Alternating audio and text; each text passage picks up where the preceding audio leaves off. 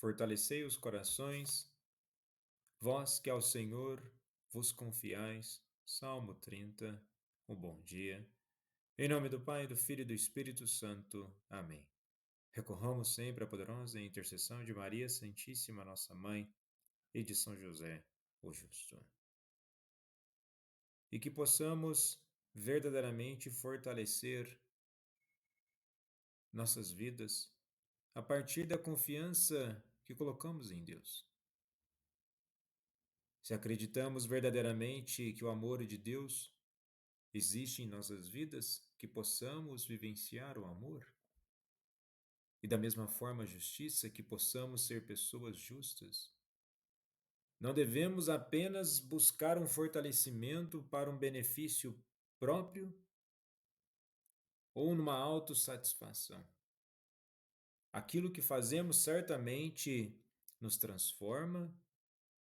A partir dessa transformação ocorre a conversão e assim trilhamos o caminho da salvação, mas tudo isso também impacta na vida do próximo. Fortalecer a vida simplesmente pensando em si é um isolamento da própria realidade e do sentido da comunhão com Deus e com o próximo. Na primeira leitura de hoje, do segundo livro dos Reis, capítulo 2, versículo 1 e versículo 6 ao 14, continuamos na história de Elias.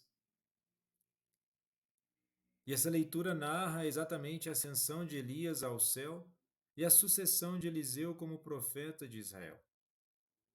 E este evento é significativo tanto do ponto de vista histórico, como algo que acontece, quanto teológico, ou seja, pois marca a transferência do poder profético de um grande profeta para seu sucessor. E neste versículo inicial é estabelecido que o Senhor levará Elias ao céu de uma maneira milagrosa. No redemoinho, Elias e Eliseu partem de Gilgal, indicando o começo de uma jornada significativa. Eliseu insiste em acompanhar Elias, mostrando sua lealdade e desejo de continuar a missão de Elias. Os 50 discípulos dos profetas testemunham o evento de longe, simbolizando a comunidade profética que observará a transferência de liderança. E aqui Elias realiza um milagre similar ao de Moisés, ao dividir o Mar Vermelho. O ato aqui de Elias de dividir o Jordão reafirma o poder de Deus operando através de Elias e antecipa a transferência desse poder para Eliseu. E vejamos bem, podemos observar que os profetas surgem nesse divisor de águas. Eles são chamados a serem testemunhas do Deus vivo, mas testemunham o Deus vivo na sociedade, apontando para aquilo que precisa ser superado, e por isso o divisor de águas. E o que precisa ser superado no mundo de hoje? Se olharmos para a realidade, quantas coisas, mazelas, desculpem um termo aqui, quantas desgraças ainda assolam a humanidade, e parece que o horizonte de solução está muito distante.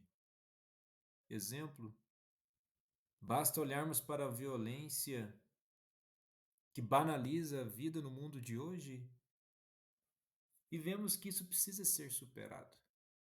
O discurso que simplesmente diz que o ser humano é violento por natureza não faz sentido, pois muitos e muitas pessoas dão exemplo de que, a partir de uma conversão e transformação de vida, é possível superar um sistema corrompido. Estar corrompido não significa que está totalmente falido. Há possibilidade de mudança. Mas a mudança ela deve sempre ocorrer internamente e não como um ato externo de exibição. E podemos ver isso em Mateus 6, versículo 1 ao 6, E versículo 16 ao 18.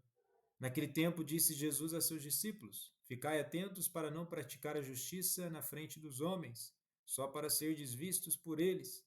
Caso contrário, não recebereis a recompensa do vosso Pai que está nos céus. Por isso, quando deres esmola, não toques a trombeta diante de ti, como fazem os hipócritas nas sinagogas e nas ruas, para serem elogiados pelos homens. Então vejamos, todo tipo de ato bondoso que nós praticarmos, que seja sempre em segredo. Aquilo que nós vamos fazer com a mão direita, que a esquerda não fique sabendo, e vice-versa. E o ensinamento de Jesus é exatamente sobre a justiça. A justiça verdadeira, ela não precisa ser exaltada, ela simplesmente é. E isso faz parte de uma piedade genuína. E Jesus aborda 3 práticas de piedade comuns na religião judaica: a esmola, a oração e o jejum. E nós não devemos ficar esperando tempos específicos que a igreja diz, ou tempos específicos da liturgia para praticar a esmola, a oração e o jejum. Esses 3 princípios fazem parte de nossas vidas. E devemos lembrar que a oração, ela nos transforma, a esmola também, pois conseguimos olhar para o próximo e enxergar ele enquanto pessoa, e o jejum, e que Jesus aponta que deve ser feito com alegria e normalidade, não para mostrar aos outros que está se jejuando. O jejum é uma prática espiritual para Deus e deve ser feito de forma discreta. E o que podemos analisar para nossas vidas? As intenções puras. Jesus enfatiza a importância das intenções puras nas práticas de piedade. Boas ações, oração e jejum devem ser feitos para agradar a Deus, não para impressionar as pessoas. E agradando a Deus, você pode ter certeza que isso atinge o próximo quando é feito de coração e com sinceridade. Jesus também reflete sobre a questão da hipocrisia. A verdadeira espiritualidade é interna, não deve ser usada como meio de obter reconhecimento ou status social.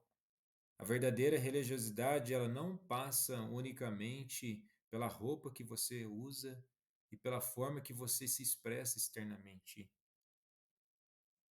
Mas temos que olhar para a interioridade, a consciência do ser humano. E a recompensa divina? A recompensa verdadeira vem de Deus, que vê o que é feito em secreto. Isso nos encoraja a buscar a aprovação divina em vez da aprovação humana. Então vejamos, nesses 3 princípios de prática de espiritualidade, a esmola, a oração, o jejum, fazem parte da nossa caminhada cristã. E quando verdadeiramente optarmos por isso, que seja um ato também de conversão, mostrando que precisamos crescer e significar mais de forma pura. Jesus, manso e humilde de coração, fazei o nosso coração semelhante ao vosso.